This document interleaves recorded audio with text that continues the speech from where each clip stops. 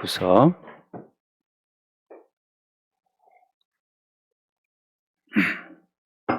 2장, 고린도 후서 2장 12절부터 보겠습니다. 2장 12절, 내가 그리스도의 복음을 위하여 드로아에 이름에 주 안에서 문이 내게 열렸을 때 내가 내 형제 디도를 만나지 못하므로 내 심령이 편하지 못하여 그들을 작별하고 마게도냐로 갔노라. 항상 우리를 그리스도 안에서 이기게 하시고 우리로 말미암아 각 처에서 그리스도를 아는 냄새를 나타내시는 하나님께 감사하노라.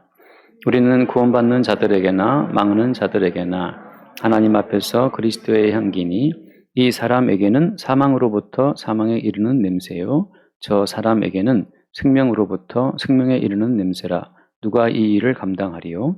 우리는 수많은 사람들처럼 하나님의 말씀을 혼잡하게 하지 아니하고 곧 순전함으로 하나님께 받은 것 같이 하나님 앞에서와 그리스도 안에서 말하노라. 아멘.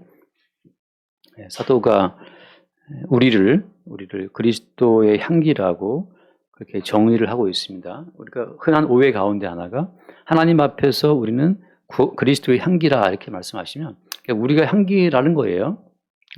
우리 보고 향기가 되라는 게 아닙니다. 성경 안에서는 뭐가 되라는 게 사실은 없어요. 왜냐하면 하나님의 모든 말씀은 그대로 성취되는 말씀이기 때문에 빛이 있으라면 빛이 있는 겁니다. 그냥 주 예수를 믿으라면 믿게 되는 거죠. 근데 주 예수를 믿으라는 말씀을 듣고 믿으려고 애를 쓰면 그 믿음이 아닌 거예요. 주 예수를 믿으라 그러면 믿게 되는 것 그 자체로서 주의 말씀과 우리가 하나가 되는 거죠. 근데 주 예수를 믿으라 그 말을 듣고 믿고 싶어, 믿어야 되겠어, 믿으려고 애를 쓰는 거는 그건 이제 인간의 신념이 되는 거죠. 신념에 기초한 믿음이 됩니다. 그 신념에 기초한 믿음은 반드시 수없이 많은 다른 부작용들을 나타내게 돼 있어요. 그 자기의 의지로 믿은 거기 때문에 하나님의 모든 말씀은 그 말씀하시는 순간 창조의 권능을 발휘하는 거기 때문에 너희는 그리스도의 향기라고 말씀하시면 그냥 우리는 향기가 이제 된 거죠. 향기가 또 될 수밖에 없도록 계속 주님께서 역사를 하고 있다는 겁니다. 그게 신기하죠? 우리는 뭐가 되려고 애를 써야 되는데 주님께서는 되려고 애쓰는 것이 아니고 그렇게 그냥 말씀하시면 그 말씀이 그대로 이루어지는 어떤 결과물로 우리가 있는 거예요. 그러니까 우리가 하나님 앞에서 아름다운 열매를 맺는 인생이 됩시다. 그런 말 많이 하는데 우리 자체가 하나님 앞에서 그냥 향기고 열매예요. 열매. 그러면 솔직히 우리 인생을 봤을 때 나는 뭐 향기 같지 않은데 어떻게 향기가 될 수 있느냐. 하나님께서 살아계신 그분이 우리 인생을 통해서 향기가 되도록 역사를 하신다고 하는 거죠. 그래서 이제 예를 들어서 우리가 성경에 보면 향기라고 하는 이 말씀 자체가 처음 나오는 어떤 대목이 있어요. 한번 보겠습니다. 창세기 8장을 보면 창세기 8장에 거기서 이제 하나님 앞의 향기를 말하는 겁니다. 하나님 앞에서 향기가 뭐냐. 8장 20절 말씀, 8장 20절. 노아가 여호와께 제단을 쌓고 모든 정결한 짐승과 모든 정결한 새 중에서 제물을 취하여 번제로 제단에 드렸더니 함께 봐요. 21절. 여호와께서 그 향기를 받으시고 그 중심에 이르실 때 내가 다시는 사람으로 말미암아 땅을 저주하지 아니하리니 악함이라 내가 전에 행한 것 같이 모든 생물을 다시 멸하지 아니하리니. 여기 보면 21절에 여호와께서 그 향기를 받으시고 하잖아요. 그러니까 정결한 짐승을 잡아서 제단 위에 번제로 드리는데, 그러니까 제물을 죽여서 말이죠. 고기에 각을 떠서 단 위에 벌려놓고 불을 피워서 이제 그 고기를 불태우는 거잖아요. 그 정결한 짐승이 불살라지는 그 어떤 냄새를 하나님께서 뭐라고 하시냐면 향기를 받으시고라고 해서 그걸 향기라고 표현하시는 거죠. 그러니까 정결한 짐승의 제물을 주님은 향기로 받으신다고 하는 건데 이 정결한 짐승은 왜 이처럼 죽임을 당해야 되는 겁니까? 그 뒤에 말씀 부분 나오지만 21절 그에 내가 다시는 사람으로 말미암아 땅을 저주하지 아니하리니 그다음 뭐라고 되어 있습니까? 이는 사람의 마음이 계획하는 바가 어려서부터 악함이라. 모든 인간이 어려서부터 날 때부터 악하기 때문에 하나님은 우리 인간에게 어떤 선한 것을 기대하지 않으십니다. 우리 주은이도 어리고 주아도 어린데 얼마나 착하고 예쁜 아이들이지만 하나님 보시기에는 모든 인간들에게 어떤 선한 것 자체가 없다는 거죠. 다시 말해서 부모님이 보기에는 너무 예쁜 아이들이지만 하나님 보시기에는 기뻐할 만한 어떤 요소가 없어요. 여러분 이거를 우리 인간 관점에서 보게 되면 내가 자식을 보면 기쁘기 때문에 하나님 기뻐하시겠지. 그거 아니라는 겁니다. 하나님은 어려서부터 모든 사람이 악하다고 하는 그 전제하에 인간을 대하신다고 하는 거죠. 그러니까 하나님 보시기에 향기로운 곳은 인간 가운데 아무것도 없어요. 뭐 캘커타에서 빈민들을 위해 평생을 봉사한 그 수녀, 갑자기 이름이 안 나네. 그 수녀 이름 뭐죠? 네, 테레사 수녀. 테레사 수녀는 하나님 보시기 기뻐하지 않을까요? 향기로운 향기가 아닐까요? 네, 아닙니다. 아니에요. 네, 사람이라면 불쌍한 사람을 보고 도와주고 싶은 측은지심은 있죠. 그 측은지심은 맹자가 말한 건데 인간에게 있는 그 측은지심, 죄를 지으면 부끄러워하는 그 수호지심, 뭐 그런 것들은 인간에게 있는 자연스러운 본성이지만 하나님은 그런 것을 기뻐하지 않습니다. 그 하나님 뭘 기뻐하시는데요? 하나님 기뻐하시는 것은 죽음, 죽음을 기뻐하세요. 다 죽어야 됩니다. 다 죽어야 하나님이 다 이루었다 좋아하신다는 거죠. 그래서 우리가 볼 때는 아니 왜 죽음을 기뻐하십니까? 하나님 보시기에 온전치 못한 모든 것들을 주님이 죽음 속에 몰아넣으시고 이게 참 중요해요. 하나님이 죽음을 기뻐하신다고 하는 것은 죽음을 깔고 죽음 속에 주님이 새로운 생명을 그 죽음 속에 숨겨뒀기 때문에 그렇습니다. 하나님이 진정 원하시는 생명은 죽음 속에 감춰져 있어요. 우리는 이 목숨을 이어보려고, 우리는 이 목숨을 지탱해 보려고 평생 애를 쓰지만, 좋은 것도 먹고 운동도 하고 이 목숨을 지탱하고 애를 쓰고 있지만, 하나님은 처음부터 이 목숨 자체를 몽땅 죽음 속에 집어넣으시고, 그 죽음 속에서 새로운 생명을 끄집어낼 계획을 갖고 모든 만물을 창조하신 거예요. 그러니까 우리는 눈에 보이는 목숨에 집착하는 우리로서는, 눈에 보이고 이 지각되는 우리의 목숨이 다인 인생으로서는 죽음 속에 주님이 담아놓으신 새로운 생명을 이해할 수 없죠. 이해할 수 없기 때문에 하나님께서 일방적으로 쳐들어와서 그냥 우리를 딱 잡고 죽음 속으로 끌고 들어가시는 겁니다.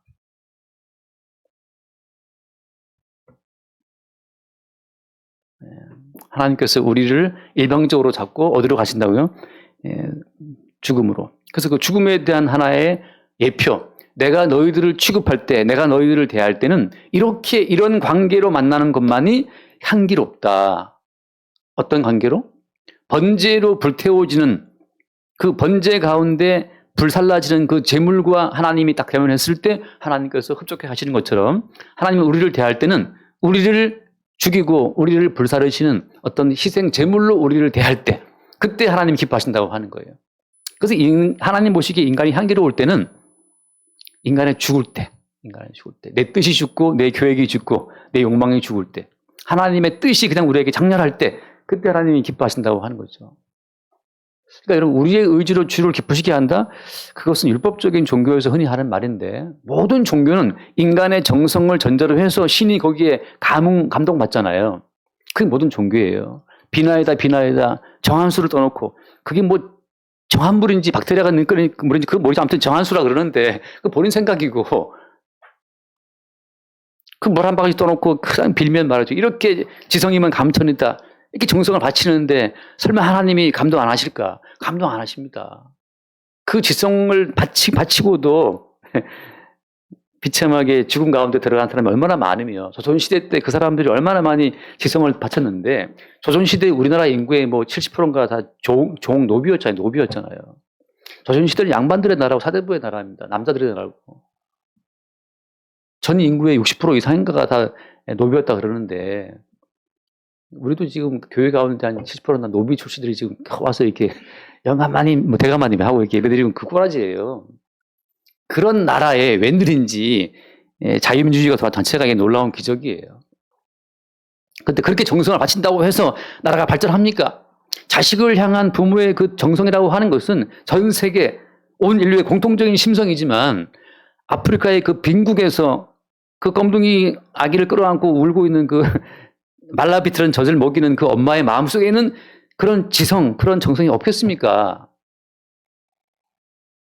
제가 저 깜둥이 그러면 우리 또 은규가 듣고 있다가 뭐 인종차별하지 말라고 그렇게 말하는데 이게 너무 자연스럽게 대사가 나와요. 물론 흑인들은 우리를 보고 노랑이라 하겠지 뭐 그렇겠죠, 그죠? 뭐 신경 쓸 건 뭐 있습니까?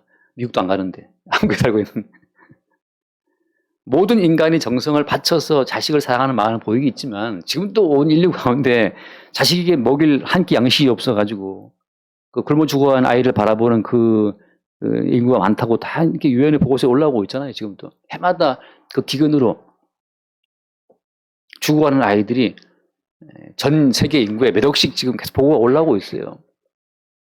우리나라는 전 세계 10위권 나라이기 때문에 어디 가나 먹을 것이 있잖아요. 대학로에 가면 나로대 공원 가면 또 쭉 서 있어요. 시간 되면.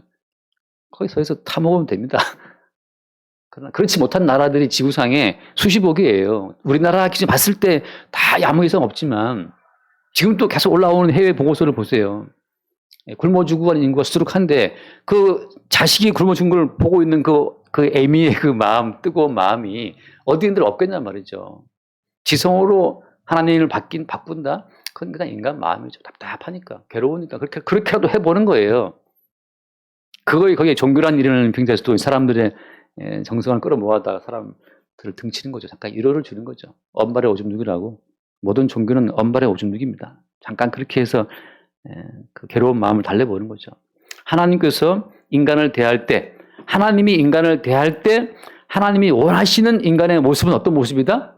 번제 제물로 불살라지는 이 희생 제물처럼 하나님이 기뻐하시는 모습은 주님, 저는 주님 보시기에 죽어 마땅한 사람입니다 라고 자기의 죽음을 고백하고 시인하는 그 만남만이 하나님 보시기에 향기인 거예요. 향기. 주님, 저는 살아야겠습니다. 다 망해도 저는 살아야 될 테니까 저에게 복을 주시고 저에게 힘을 주시고 지혜를 주십시오. 악취죠, 악취. 주님 보시기에. 너 왜 이렇게 살려고 길을 쓰냐. 너 좀 조용히 죽어줘야 되겠다. 내가 죽여드릴게. 이거처럼 말이에요. 오늘 말씀 돌아와서 보세요. 돌아와서 보면 거기 본문에 오늘 바울이 2장 12절에 어떻게 시작합니까? 2장 12절.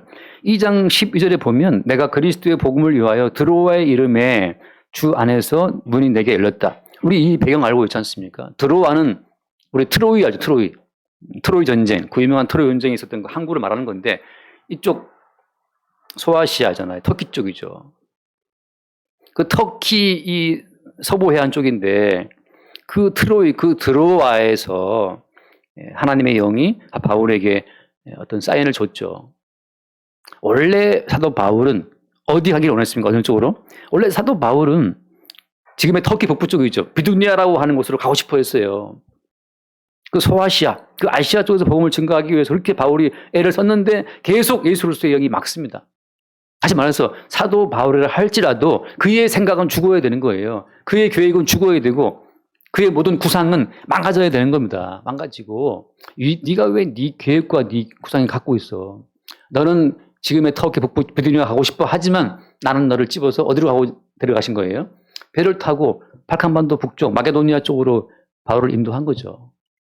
하나님 보시기에 향기는 뭐냐?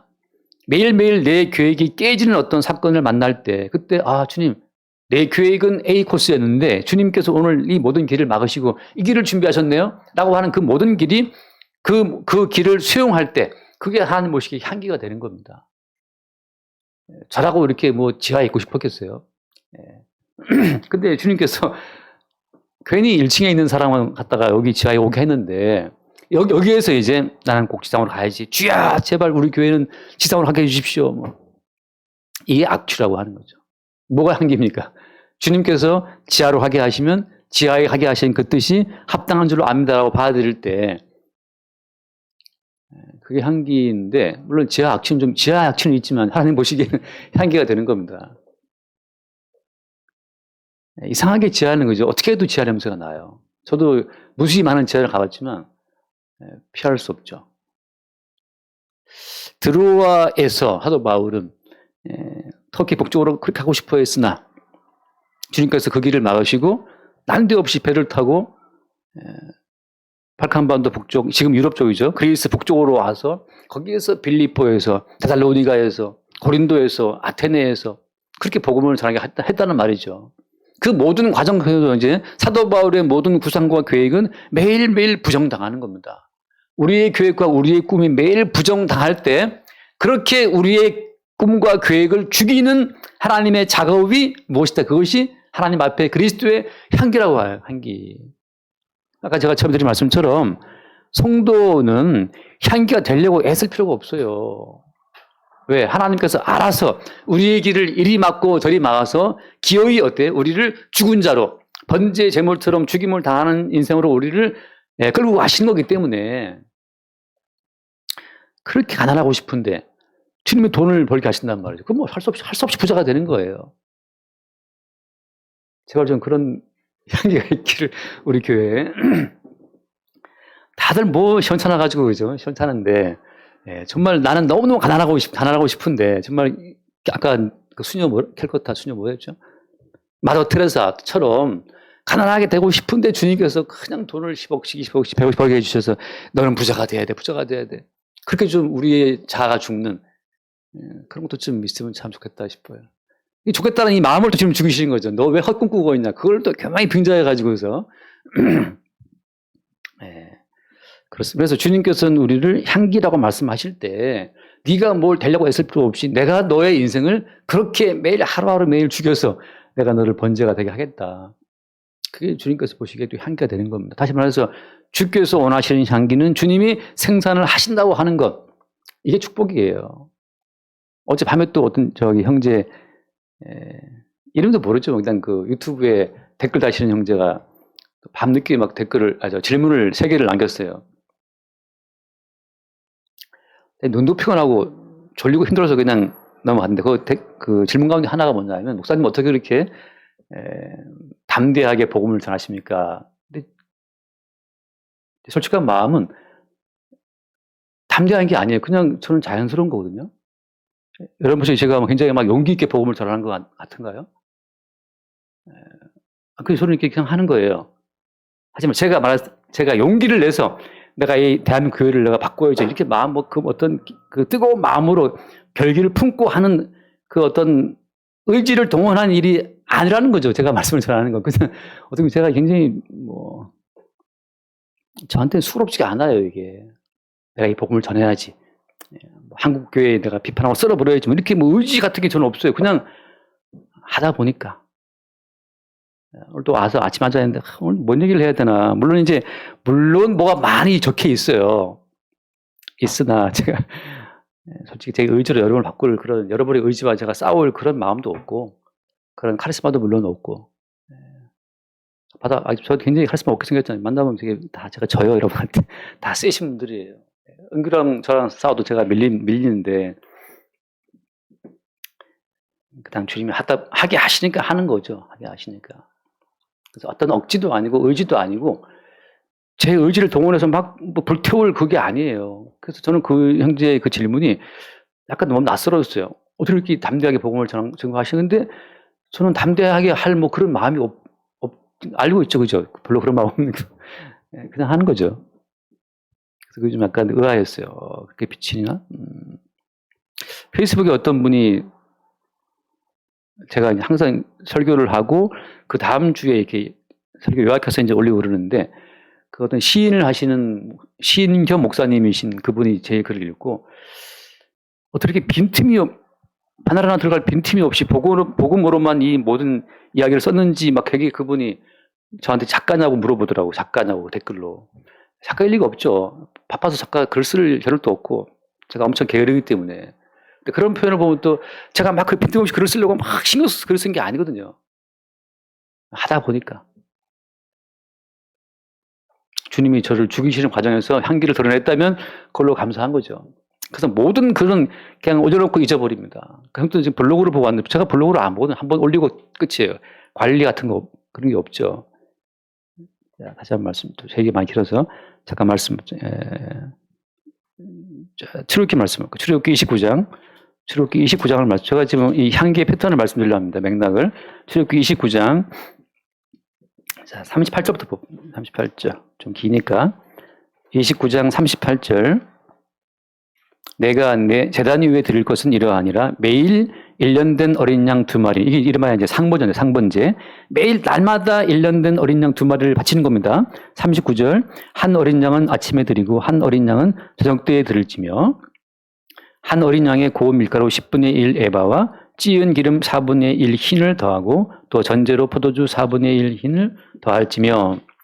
그 다음 41절 한 어린 양은 저녁 때에 드리되 아침에 한 것처럼 소제와 전제를 그것과 함께 드려 향기로운 냄새가 되게 하여 여호와께 화제로 삼을지니 이는 너희가 대대로 여호와 표막 문화 드릴 번제라. 내가 거기서 너희와 만나고 내게 말하리라. 여기 말씀 보면 마찬가지예요. 상번제 어린 양 1년 된 어린 양을 아침에 한 마리 저녁에 한 마리를 바치는 겁니다. 그 어린 양이 불태워지는 그 어린 양과 함께 이제 뭐 전제는 포도주를 말하는데 뭐 일단 소재 밀가루와 다 함께 더불어서 이제 핵심은 뭐냐면 어린 양이에요. 어린 양의 그 죽음 자체를 어때 주님께서 뭐라고 했으면 여기 그것과 함께 드려 향기로운 냄새가 되게 하라. 그 어린 양의 죽음이 주님 보시기에 향기로운 냄새가 되는 겁니다. 그래서 그 뒤에 말씀 42절 말씀에 그 향기로운 냄새가 들어지는 그 어린 양의 죽음 앞에서 어때요? 내가 거기서 너희와 만나고 내게 말하겠다. 여호와께서 우리와 만나실 때에는 죽음을 끼고 만나시는 거예요. 죽음을 끼고. 그 죽음의 그 냄새가 하나님 앞에 향기가 되어서 우리와 만난다고 하는 거죠. 가끔 엘리베이터를 타면 막 향수 냄새가 진동을 해요. 누가 이렇게 이 향수를 시장에 뿌렸나고 제가 그러는데 한 1분 전에 우리 큰딸이 타고 내려갔거든요. 엘리베이터를. 왜 이렇게 향수를 세게 뿌리는지 저는 모르겠어요. 우리 큰딸이지만 오늘 대표 기도잖아요. 안 나오잖아요. 제가 딸과의 사이가 밀리는 사람이기 때문에 참 담대하지 못하고 이거 제 아내가 살아있었으면 그냥 등짝 때리면서 그냥 우리 집의 모든 규율은 다 집사람이 잡았어요. 애들이 다 존댓말 하잖아요. 존댓말 안 하면 그냥 바로 이제 그 마더의 강력한 등짝심 인식 날아가고 다 애들이 다 존댓말 한단 말일 때부터 은규를 못 잡았어요.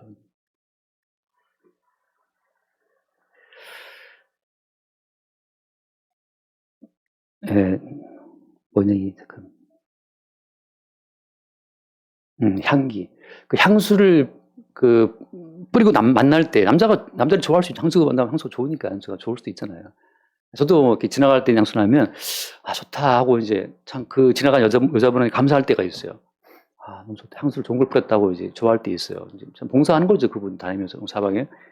근데 하나님께서 우리를 만날 때는 어떻게? 그 죽음의 향기, 죽음, 어린 양을 아침에 바치고 저녁에 바친다고 하는 것은 어때요? 날마다 나는 하나님 보시기에 죽은 자임을 고백하는 과정이죠. 아침에 깰 때 주님 나는 오늘 죽은 자, 주께서 저를 매일매일 매순간 죽이시고 주의 뜻을 나를 통해 이루시기를 기대합니다라고 하는 것. 그게 어린 양을 바치는 것이고 저녁에 하루를 끝날 때 이건 내 인생이 아니니까 주여 내 삶을 주께 바칩니다 하고 죽는 거죠. 제 루틴 가운데 저는 사실 이제 치실을 딱 끝내면 제 마음속으로는 이제 오늘 밤 죽을 준비 끝났다 생각이 들어요. 제일 귀찮은 게 치실인데 아무튼 그 끝나보면 이제 뭐 양치도 가볍잖아요. 이제 샤워도 별로 문제가 안 돼. 편안하게 죽는다. 죽을 준비. 밤에 그냥 죽는 거죠. 죽는 거. 죽을 준비 끝. 언니가 물어봐요. 죽을 준비? 잘 준비하냐? 죽을 준비죠. 상번제 아침에 한 마리 저녁에 한 마리를 죽인다고 하는 것은 우리의 삶 자체를 주님 앞에 죽은 자로 드리는 거죠. 하나님께서는 네가 왜 살려고 그렇게 구상이 많고 생각이 많아. 잠자리에 드는 그 순간에도 내일 뭘 해야 되고 막 구상이 많죠. 주님께서는 내가 오늘 밤 네 생명을 취하겠다. 한 쪼가리 영화 대사 한마디 봤어요.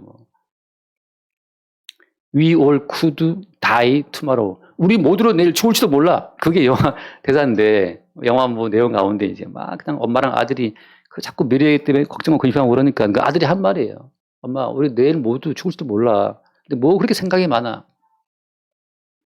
주님께서는 뭘 기뻐하시느냐? 아침에 죽고 저녁에 죽고 그냥 우리 자체를 죽음 가운데 바치는 것을 주님께서 원하신다고 하는 거죠. 우리는 주님의 그릇이니까. 자, 구약 성경은 그래서 이 번제라고 하는 걸 통해서 계속 주님께서 기뻐하신 향기가 무엇인지를 이렇게 증거하고 있는 거예요. 이어지면 오늘날 자 말씀 이 모든 것의 실체는 무엇이냐? 잠깐 말씀. 에베소서를 잠깐 볼게요. 에베소서 5장.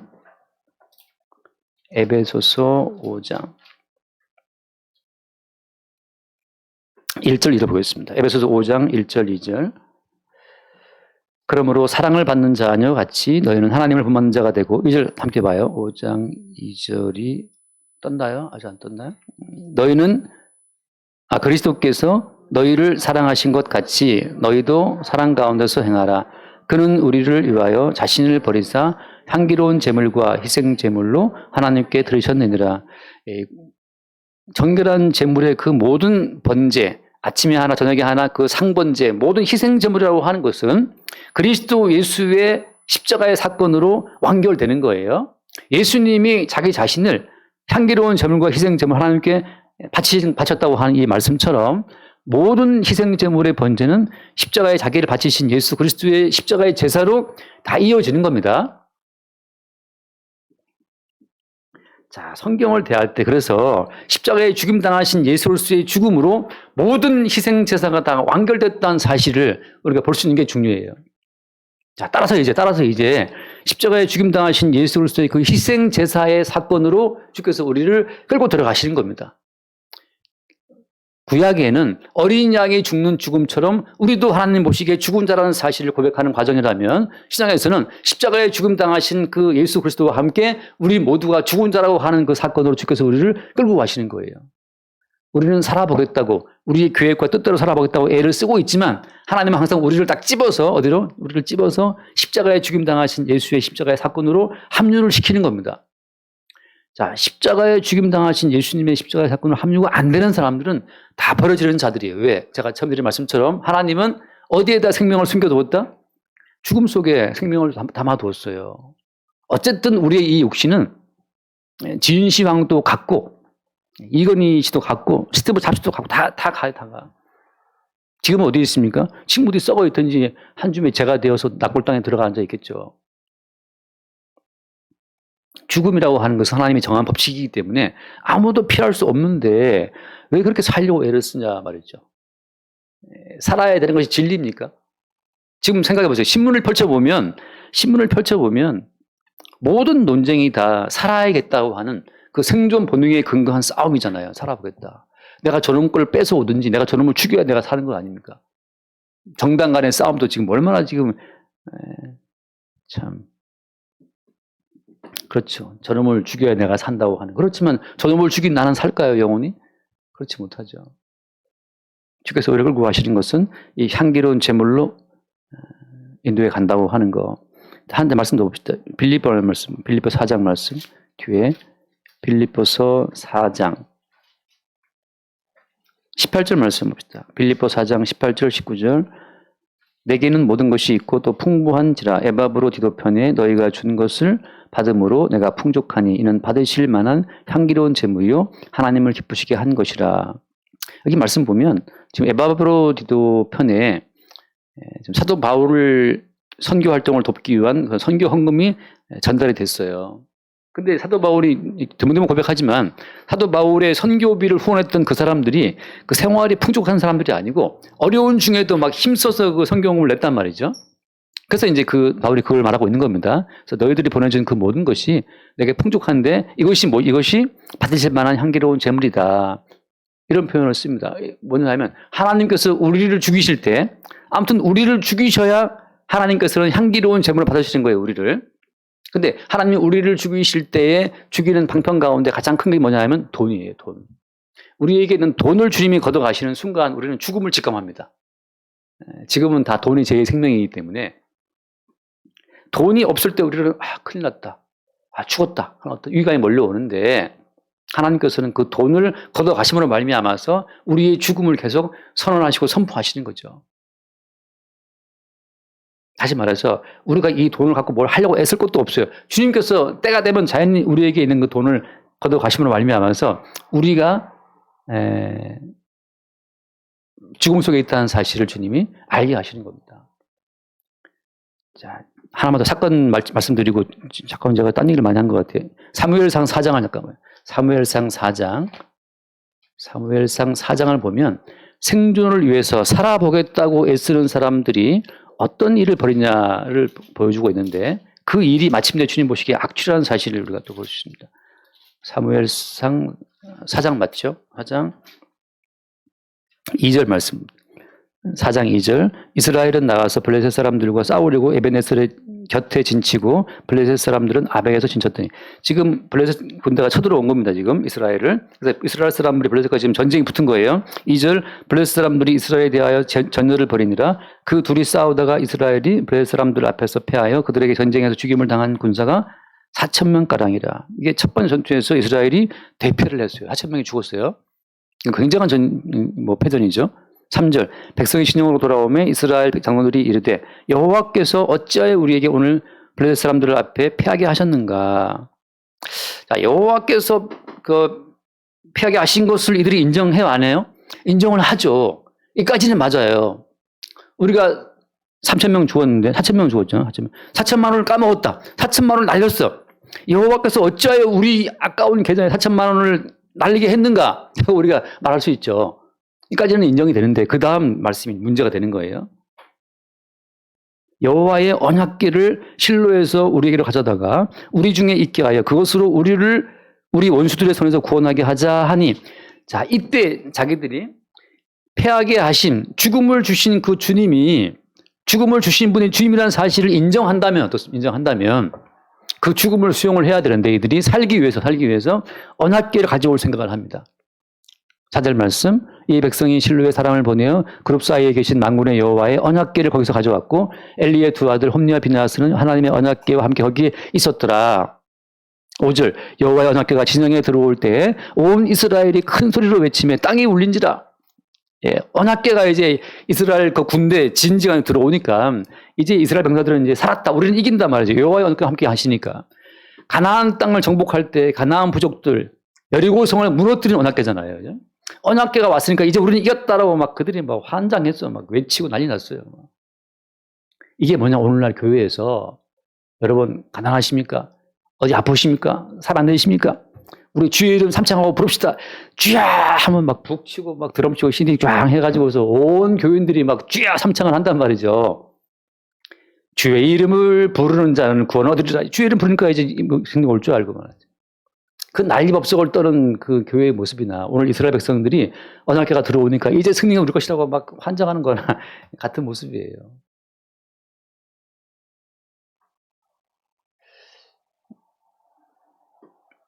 요즘에도 그런 교회들이 많더라고요. 음악 틀고 말이죠. 성령께서 임재하신다고 막 주여하고 난리 났어요. 근데 그렇게 외치고 간구하는 그 중심에 뭐가 들어있느냐. 여호와께서는 죽음을 원하시는데 살기 위해서 언약궤를 가지고 왔다. 살기 위해서 주의 이름을 부른다. 병낫기 위해서 주의 이름을 부른다. 그 모든 것 가운데 하나님께서는 악취를 맡는 거예요. 나는 너희를 죽이고 싶었는데 너는 왜 살려고 애를 쓰느냐. 살아보겠다고 말하는 그 배후에 마귀가 있어요. 왜? 하나님은 처음부터 선악과를 먹으면 정령 죽으리라. 마귀는 말하기를 결코 죽지 아니하리라. 결코 죽지 아니하리라. 너는 죽어서는 안 돼. 너는 살아야 돼. 너는 망해서는 안 돼. 네 돈은 뺏겨서는 안 돼. 네 돈은 꼭 벌어야 돼 말이죠. 난 아프면 안 돼. 난 승진해야 돼. 나는 승진한단 말이 뭐죠? 좌천되면 안 돼. 여호와께서는 정령 죽으리라. 여러분, 매일마다 주님께서 우리에게 너는 죽어 마땅해를 말씀하는데, 그러면 저는 죽어 마땅합니다. 죽어 마땅한 자에게 오늘 또 웬일인지 태양을 주시고, 신선한 공기를 주시고, 죽어 마땅한 나에게 오늘 또 웬일인지 한 끼 밥을 주신다면 이게 너무 황송하다. 그 죽어 마땅한 자에게 주어지는 한 끼의 식사 앞에 우리가 감격해야 되는데, 반찬이 이건 또 뭐냐, 스테이크를 먹어야 되는데 이게 쓰레기가 왔어. 이게 그래서 이 이스라엘 백성들이 큰 소리로 외치고 막 진동을 했어요. 6절 말씀. 블레셋 사람이 그 외치는 소리를 듣고 이르되 히브리 시중에서 큰 소리로 외침은 어찌 되느냐 하다가 여호와의 궤가 진영에 들어온 줄을 깨달은지라. 7절 블레셋 사람이 두려워하여 이르되 그러니까 하나님이 신이 진영에 이르렀도다 하고 또 이르되 우리에게 화로다. 전나라 이런 일이 없었도다. 우리에게 화로다 하면서 이제 막 이미 알고 있죠, 그죠? 그들은 광야에서 여러 가지 재앙으로 애굽인을 친 신들이다. 하고 이제 막 그러는데 10절 말씀. 10절 블레셋 사람이 쳤더니 이스라엘이 패하여 각기 장막으로 도망하였고, 빼먹었네. 9절 너희 블레셋 사람들아 강하게 되며 대장부가 되라. 너희가 히브리 사람의 종이 되기를 그들이 너희의 종이 되었던 것 같이 되지 말고 대장부같이 되어 싸우라. 여러분, 우리가 교회에 모여서 주여 우리에게 사업에 부흥을 하고 기도할 때 교회 안 나온 예수 안 믿는 그 사람들도 만만히 그러면 누워 잠잘까요? 그들도 막 연구하고 뭐 PT 띄우고 뭐 시장 조사하고 해서 우리 거 뺏어 먹으려고 애를 쓰고 있단 말이죠. 그들은 그들의 의지를 불태워서 야, 저 기독교인들 맨날 교회에서 주여 기도하고 있는데 우리대로 열심히 준비해서 저것들 이기자. 누가 이길까요? 누가 이겼을까요? 저도 교회 다닐 때 보면 맨날 교회 나온 애들이 있어요. 공부를 안 하고 맨날 교회에 나와 앉아 있어, 맨날. 고등학생인데. 목사님께 그러죠. 야, 너 저 공부 좀 해라. 공부가 바닥을 기고 있는데 맨날 교회 나와서 쭉 하고 앉아 있는 거예요. 지금 뭐인지 모르겠지만. 그런데 그렇게 주여 하나 안 하나 마찬가지입니다. 중요한 것은 결국은 뭐예요? 오늘 15절, 11절, 10절. 각기 장마로 도망하였고 살육이 심히 커서 이스라엘의 보병에 엎드러진 자가 3만 명이었다. 전날의 전투에서는 4천 명이 죽었는데 언약궤를 메고 들어온 그날의 전투에서는 3만 명이 죽었어요. 기도 안 할 때는 4천만 원 빚졌는데 주여 막 기도했는데 이거는 얼마 빚진 겁니까? 3억을 빚진 거죠.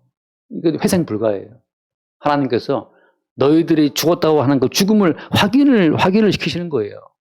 뭐 교회 나와 예배하면 기도하면 잘 되겠지. 그런 기대를 갖지 마세요, 여러분. 복음은 뭘 말하느냐? 너희들이 무슨 기대를 품어? 너희들은 하나님 보시기에 죽은 자야. 너희들이 완전한 죽은 자가 될 때 나는 너희들을 향기로운 어떤 향기를 흠양하는 것처럼 나는 너희들을 향기로 본다. 너희들이 아무리 잘 되기를 바라도 나는 너희들을 죽임으로 말미암아 난 너희들을 향기가 되게 하고 말 거야. 이게 주님께서 작정하신 주님의 경륜이에요. 우리가 아무리 잘 되기를 바라고 주의 이름 부르고 잘 되기를 바라고 교회 나와서 막 철학 기도를 한다 하더라도 하나님은 이미 우리를 죽이시기로 작정을 해놨습니다. 편안하게 편안하게 죽으시기를 바래요. 어떤 분이 뭐 저한테 카톡에서 목사님 저 돌아가신 어떤 분 갔다 왔다고 갔더니만 그 하객들이 많이 왔더라고요. 그래. 하객들이 많이 왔었어요. 참 축하한다 그분의 죽음을. 그래, 축하하러 많이 왔구나 그분의 죽음을. 축사망이에요. 축사망. 봉투에 써야지 축사망이라고. 그냥 뭐 그래서 목사님 하객보다는 뭐 그분의 죽음을 기뻐하겠어요. 사람들이 그냥 조객이라고 쓰시죠. 그랬더니 그때 이제 아차 싶었던 거죠. 그러나 우리의 죽음을 천사들은 기뻐하고 하나님도 기뻐하신다고 하는 우리의 죽음을. 왜? 십자가에서 향기로운 제물로 자기를 바치신 그리스도 예수의 그 십자가의 죽으심이 사실은 그 영생으로 통하는 관문이에요. 그게 정말 영생으로 이르는 그 게이트이기 때문에 하나님은 우리 모두를 찝어다가 십자가에 죽음 당하신 예수의 십자가의 사건 속에 우리를 다 우겨 넣어서 예수와 함께 죽고 예수와 함께 사는 길로 우리를 이끄신다고 하는 거죠. 그래서 여러분 망하는 걸 너무 두려워하지 맙시다. 망하는 걸. 왜? 어차피 우리의 자리는 망하는 자리니까. 망하지 않으려고 하는 그 순간부터 공포에 찌눌리지만 원래 우리의 자리는 망하는 자리예요. 4천 명 죽고 3만 명 죽은 것처럼 망하는 자리입니다. 나중에 나오지만 이제 결국은 하나님의 기회는 빼앗겼어요. 언약궤가 이제 적들의 블레셋 군대로 넘어갔어요. 뒤에 제가 읽지 않겠지만 언약궤가 블레셋 진에 들어가서 이제 블레셋 그 지방에 들어가자마자 매일마다 블레셋 군대에서 지향이 일어나서 블레셋 사람들이 죽어나갑니다. 이스라엘 백성들이 언약궤를 이용해서 그들을 죽이려고 하지 않아도 언약궤가 자체적으로 가서 그들 땅에 재앙을 일으켜서 나중에 이 이스라엘 블레셋 군대가 언약궤를 도로 돌려보내요. 이스라엘 땅으로. 왜? 이 언약궤가 그 땅에 존재하는 그때부터 계속 재앙이 벌어지고 있으니까. 그리스도 예수의 이름은 이 땅에 재앙을 선포하는 이름이지 복을 주는 이름이 아닙니다. 그리스도 예수의 이름은 뭘 증거하는 거예요? 십자가에 죽임당하신 예수를 증거함으로 말미암아서 세상 사람들은 너희는 하나님 보시기에 십자가에 죽임당한 예수님처럼 너희들은 다 죽어 마땅한 존재들이야. 살기를 바라지만 무슨 인권이 어디 있어. 그렇게 세상을 향해서 십자가에 죽임당하신 예수를 앞세워 하나님은 선포하고 있는데 무슨 예수를 이용해서 평화를 기대합니까? 무슨 예수를 이용해서 형통을 기대해요?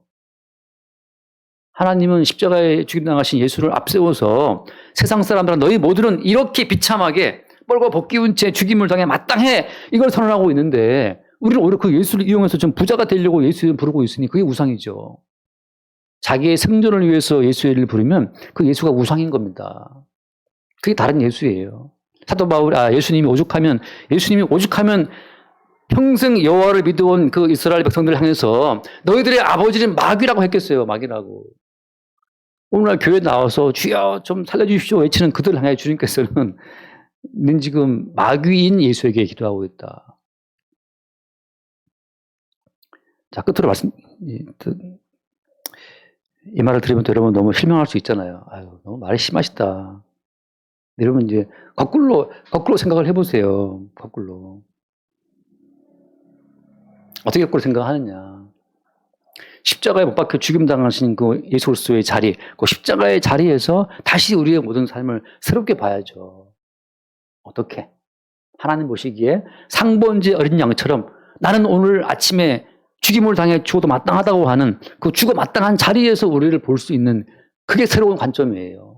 나는 살아야 되고 나는 잘 살아야 되고 부자가 되고 나는 성공해야 되고 나는 아프지 말아야 되고 나는 뭐 건강해야 되고 그 자리에 나를 두고 보면 모든 세상은 불평불만이고 더욱더 나의 일씀을 지키기 위해서 예수를 우상 숭배하듯이 부르게 되지만 하나님은 우리를 딱 집어다가 십자가의 자리에 있게 하시는 겁니다. 그 자리에 있으면 십자가 자리에 있으면 오늘 밖에 나갔다가 집에 들어와서 밥 먹고 있는 그 아들이 무사히 들어온 것만으로도 이건 감사죠.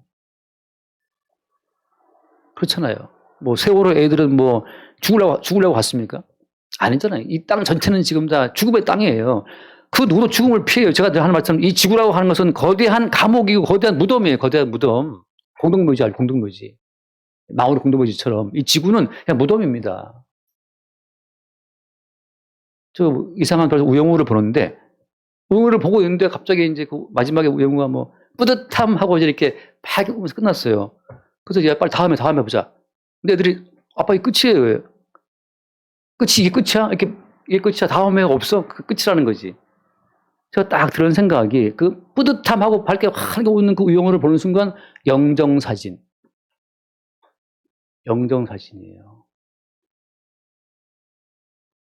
제가 사진 찍기가 정말 좀 싫은데 사진을 잘 안 찍어요. 사람을 안 찍어요. 잘 사람을 찍을 때마다 영정사진. 제가 집사람 아내 사진을 고를 때 그게 약간 옛날 사진인데 밝게 웃고 이제 뭐 장모님이 와서 같이 찍어서 사진이에요. 급하게 보니까 사진이 없더라고. 급하게 영상사진을 뭐 준비 안 했잖아요. 갑자기 그걸 골라서 그냥 걸어놨는데 인간은 그 사진 찍고 그날 죽을 수도 있어요. 우리 알잖아요. TV에서 뭐 인스타에 올리겠다고 사진 이렇게 절벽에 서갖고 이렇게 찍고 하다가 떨어져 죽는 애들 있잖아요. 마지막에 그거 죽고 죽는 거지. 어떤 뭐 모델인가 뭐 차 운전하면서 이렇게 운전하면서 셀카 이렇게 찍다가 그걸로 죽었어요. 그거 올리고 1분 뒤엔가 이제 죽은 거죠. 미친 거죠. 다시 말해서 무슨 말씀하고 싶은 거냐면 여러분 십자가의 그 사건, 십자가의 현장에서 오늘 우리를 보라. 오늘 일을 보라 말이죠. 성령은 항상 우리를 십자가 끌고 와서 향기로운 제물로 자기를 바치신 예수님의 자리에 우리를 세우고 있는데 도대체 우리는 당연히 살아야 된다. 당연히 부자가 된다. 당연히 아프지 말아야 된다. 그런 그 헛된 믿음 어디서 왔습니까? 그 배우에 마귀가 있어요. 마귀가 말하기를 너희는 결코 죽지 않으리라 결코. 그 surely 영어로 surely 붙였어요. You will not surely die. 안 죽는다. 하나님 말씀하시길 너는 surely 죽는다 말씀하시고 누구 말이 맞아요? 상번제 양을 바치는 것은 오늘 너희들의 자리가 마땅히 산 자의 위치가 아니고 마땅히 죽은 자의 자리라는 사실을 그 죽은 자의 자리에서 오늘 아침에 내 다리가 움직이네? 내 몸이 움직이네? 그 죽음 자리에서 오늘 아침에 갑자기 옆에 부인이 왔다 갔다 하네? 그 자리에 갑자기 오늘 내 애가 왔다 갔다 움직이고 있네? 물론 좀 어깨도 아프고 뭐 아파서 아이고 아프다 이러지만 움직이고 있네? 그 모든 것이 십자가의 대신 죽은 예수 그리스도를 말미암아 우리에게 주어진 새로운 선물로서의 만남들이에요. 탐욕의 기초에서 마땅히 살아야 돼. 그 자리에 기초를 두고 움직일 때 하나님 보시기에는 악취입니다. 악취. 정말 사실 말하면 이 말씀을 제가 다르게 준비를 했는데 서론처럼 말씀드리고 싶은데 이것이 오늘 다 시간이 됐어요. 좀 사실 제가 좀 문제가 있는 게 예전에 한번 어떤 여름 수련회 하는 교회 와달래서 갔는데 여름 수련회 때 가서 그 목사님이 1시간을 부탁했어요. 근데 저한테 말하기를 목사님 마음껏 하세요. 시간 마음껏. 그치만 좀 마음껏 했어요. 한 2시간 동안 떠들었는데 사람들이 막 지겨 죽으려고 그러는데 나는 계속 말이 나와. 다시는 그다음부터 안 부르더라고. 좀. 조금 제가 좀 그래 할 말이 많은데 어쨌든 맞춰야 될 것 같아요. 핵심은 뭐냐 하면 향기는 어디가 향기라고요? 하나님 보시기에 그 죽음의 자리가 향기예요. 십자가의 자리가. 여러분 매일마다 우리를 그 죽음의 자리에서 시작합시다. 그게 은혜죠. 뭘 자꾸 더 바라고 고기 먹고 밥 먹고 와서 쫙 하고 있으면 그 기름기 낀 얼굴들이 쫙 할 때 제가 봐도 악취예요. 도대체 너 뭘 이렇게 바라는 게 많아. 뭐 그렇게 아쉬워. 뭐가 그렇게 아쉬워. 너에게 있는 것, 네게 있는 것 그대로 아프리카 너는 재벌이야 바로. 너는 실형 재벌이 아프리카. 뭐 그렇게 아쉬운 것이 많고 예수님은 아무것도 걸치지 않고 십자가에 죽었는데 도대체 뭐가 더 필요하냐 너한테. 뭐가 더 그렇게 필요해 너에게. 뭐가 그렇게 아쉽냐. 제가 답답해요. 오히려 답답해요. 통장 까볼까? 너 진짜 아무것도 없어? 그렇게? 그럼 아무것도 없어. 서울시에서 긴급 재난지원금 줘. 진짜 아무것도 없으면. 다들 얼마쯤 통장에 갖고 있으면서 이럴까봐 아둥바둥해서 뭐 쫙 그러는데 그 간사한 계책을 주인이 악취로 버린 거죠. 너희들의 위치는 죽음이다. 제발 좀 죽음의 자리에서 우리가 주님 앞에 향기가 될 수 있기를 바랍니다. 기도하겠습니다. 주님, 주께서 우리를 보고 하나님 앞에서 그리스도의 향기라고 말씀하실 때에는 이제 우리의 의지와 상관없이 주께서 우리를 번제로 죽이시고 번제의 향기를 스스로 취하시는 자리로 인도하신다는 사실을 우리가 확인합니다. 날마다 성령으로 우리를 십자가 앞으로 이끌어 이미 우리가 주와 함께 죽은 자임을 확인받게 하시고 지금 우리가 살아있는 이 모든 것은 우리 안에 사시는 그리스도로 살고 있다는 그 사실을 매 순간 새롭게 보게 하여 주옵소서. 우리 주 예수 이름으로 기도드립니다. 아멘.